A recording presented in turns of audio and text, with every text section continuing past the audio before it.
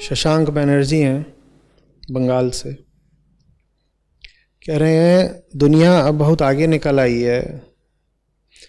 आज के इंसान की बुद्धि 5-10 हज़ार साल पहले के इंसान से कहीं ज़्यादा तेज़ है। साइंस ने पुरानी सारी बातों और पुरानी सोच को बेकार साबित कर दिया है। आपके ये सब पुराने गीता उपनिषद आज कोई अर्थ नहीं रखते। इनके शब्दों में ये पुरानी सोच और पिछड़े विचारों के प्रतिनिधि हैं। कह रहे हैं गीता उपनिषद वगैरह पुरानी सोच और पिछड़े विचारों के प्रतिनिधि हैं, और आज के इंसान की अक्ल पहले के मुकाबले बहुत ज़्यादा तेज़ है, क्योंकि आज का इंसान साइंस का इंसान है, विज्ञान का इंसान है। तो ऐसा करो शशांक कि आज के इंसान की माने अपनी और तुम्हारे जो सबसे ज़्यादा अक्लमंद दोस्त यार हों या जान पहचान वाले हों, सबसे ज़्यादा साइंस पढ़े लिखे लोग हों तुम्हारी नज़र में, उन सबको इकट्ठा कर लो और उनसे कहो कि अपनी तेज़ बुद्धि लगा करके ये जो पुरानी सड़ी गली सोच के उपनिषद हैं, इनके बस किसी एक श्लोक का अर्थ बता दें। और एक आदमी को चुनौती नहीं दे रहा, तुम अपने जैसों की पूरी भीड़ इकट्ठी कर लो और उसके बाद बस किसी एक श्लोक का अर्थ बता देना। कोई भी एक श्लोक उठा लेना गीता से उपनिषद से। अगर बता लो तो समझ लेना कि आज के इंसान की बुद्धि वाकई बहुत तेज हो गई है, और समझ लेना कि साइंस के सामने अब अध्यात्म की कोई ज़रूरत नहीं रही। और अगर न बता पाओ तो इस तरह की फिर फूहड़ बात दोबारा मत करना। एक श्लोक, अच्छा एक श्लोक तो तुम्हें पता ही नहीं होगा, तुम्हें तो शायद संस्कृत में श्लोक लिखना भी ना आए। तुमसे कह दूं अभी देवनागरी में श्लोक लिख दो, तुम लिख भी नहीं पाओगे। पूरा श्लोक नहीं, सिर्फ शब्द श्लोक, आधा श लो और क नहीं लिख पाओगे ना। अब भाई ज्यादा तेज आदमी हो आज के, तो मैं ही श्लोक बताए देता हूं। ओम पूर्णमदः पूर्णमिदं पूर्णात् पूर्णस्य उच्यते पूर्णस्य पूर्णमादाय पूर्णमेवावशिष्यते। बहुत सारे उपनिषदों का शांति पाठ है ये।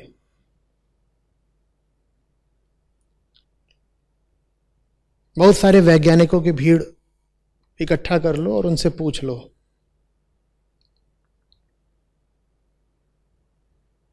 कि पूर्णस्य पूर्णमादाय पूर्णमेवावशिष्यते का अर्थ क्या है, और क्या कहना चाहते थे ऋषि जब वो कह रहे थे पूर्णमदः पूर्णमिदम्।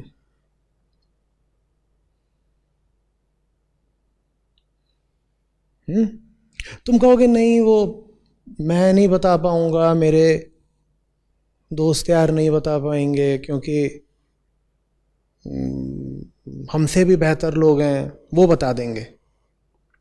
तो एक काम करना, तुम जो सबसे बड़ा सुपर कंप्यूटर साइंस ने बना दिया है उसको ले आओ और उसमें ये श्लोक डाल दो और उससे कहो कि इसका अर्थ बता दे। इंसान ने आज जो सबसे बड़ा सुपर कंप्यूटर बनाया है उसमें श्लोक डाल देना और कहना इसका अर्थ बता दे। वो इसका अर्थ नहीं बता पाएगा, वो अधिक से अधिक इसका अनुवाद कर पाएगा। बस अनुवाद वो किसी भी भाषा में कर देगा, तुरंत कर देगा। 200 भाषाओं में वो 2 नैनो सेकेंड में इसका अनुवाद कर देगा, पर उसको कहना अर्थ बता दे। और मैं तुम्हें चुनौती के साथ बोल रहा हूं, आज का सुपर कंप्यूटर हो चाहे आज से 2000 साल बाद का सुपर कंप्यूटर हो, मैं मान रहा हूं यहां पे कि तुम्हारा विज्ञान दुनिया को 2000 साल बाद भी बचे रहने देगा। तो अगर तुम्हारे विज्ञान ने दुनिया को 2000 साल बाद भी बचे रहने दिया, तो उस वक्त का जो सबसे उन्नत सुपर कंप्यूटर होगा तुम उसको भी आजमा के देख लेना। तब तो भाई आर्टिफिशियल इंटेलिजेंस न जाने कहां पहुंच चुकी होगी। वो पूरे का इस्तेमाल करके देख लेना, तब भी कह देना कि भैया मतलब बता दो, ये जो अभी श्लोक मैंने तुम्हारी ओर प्रेषित किया इसका मतलब बता दो मुझे। गीता का भी तुमने यहां पर नाम ले लिया है, गीता के 2-4 श्लोक लेना और बड़े से बड़े वैज्ञानिक से कहना ये श्लोक है, ये उस श्लोक का इंग्लिश ट्रांसलेशन है, तो आपको मैंने ट्रांसलेशन भी मुहैया करा दिया, अब मुझे मतलब बता दीजिए इस श्लोक में क्या बात कही गई है, बता दीजिए। और वो बता दें तो बात करना। और याद रखना, अनुवाद अर्थ नहीं होता कि तुम उसका अनुवाद कर दो और बोलो कि यही तो कह रहे हैं कृष्ण। ना ना ना, अनुवाद में और अर्थ में जमीन आसमान का अंतर।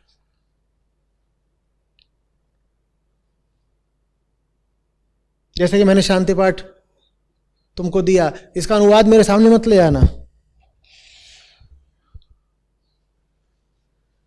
कि ये भी पूर्ण है वो भी पूर्ण है, पूर्ण से पूर्ण ही उदित होता है और पूर्ण से पूर्ण जब उद्भूत भी हो जाता है तो पूर्ण ही शेष रहता है। ये मत लेके आ जाना कि यही तो इसका मतलब है। नहीं, ये नहीं इसका मतलब है, इसका मतलब बहुत आगे का है और उसका मतलब साइंस की पकड़ से बिल्कुल बाहर का है। क्यों बाहर का है? क्योंकि साइंस का काम है दुनिया की चीजों की बात करना, दुनिया के ऑब्जेक्ट्स की बात करना। ये पूरी दुनिया ही अपने आप में बहुत सारे ऑब्जेक्ट्स का समूह है। जहां देखो वहां ऑब्जेक्ट्स नजर आते हैं ना। साइंस ऑब्जेक्टिव है, जो कुछ दिख रहा है उसके बारे में समझो, उसकी बात करो, उसे जानना चाहो, उस पर प्रयोग करो, बहुत अच्छी बात है।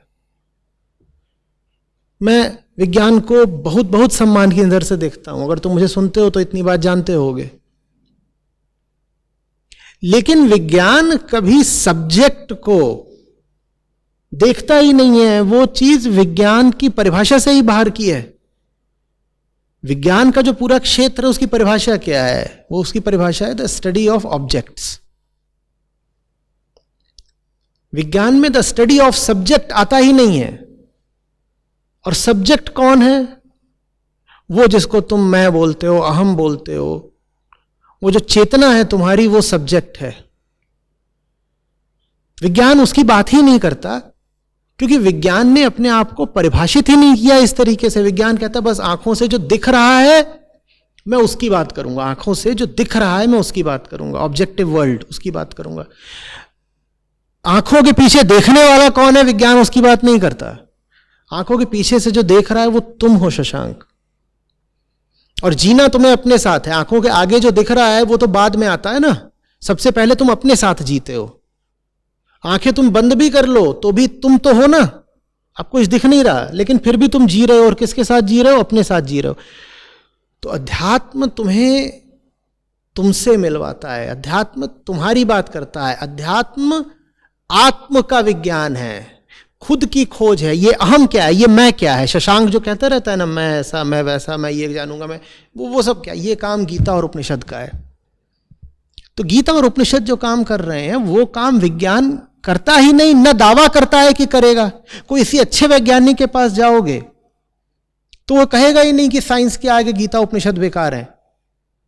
जितना ऊंचा वैज्ञानिक होगा वो उपनिषदों का उतना ज्यादा सम्मान करेगा। लेकिन ये जो उथले लोग होते हैं ना, जिनको ना विज्ञान पता होता है ना अध्यात्म पता होता है, ये क्या करते हैं?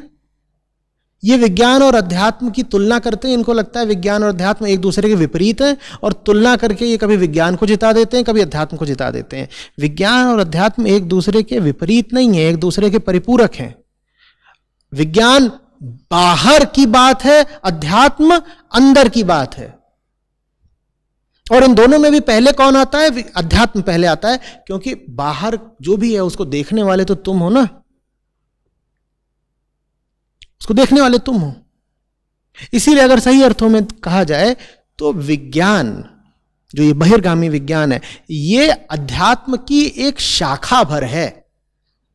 क्योंकि जब तुम मैं की बात करने निकलते हो तो तुम्हें यह भी पूछना पड़ता है कि ये मैं आया कहां से, और ये मैं कहां से आया है? ये मैं बाहरी दुनिया के प्रभावों से आया है। तो फिर तुम्हें बाहरी दुनिया की भी खोजबीन करनी पड़ेगी। तो माने तुम्हें विज्ञान का पूरा क्षेत्र खड़ा करना पड़ेगा।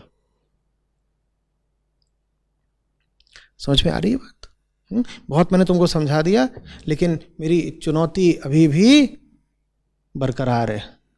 अपने सब तेज बुद्धि वाले आधुनिक दोस्तों को पकड़ना और उनसे कहना, भाई एक छोटा मोटा ऐसे ही उपनिषदों का श्लोक आया है, चलो इसका अर्थ कर लेते हैं, और अर्थ ना कर पाओ तो थोड़ा जमीन पर आ जाओ।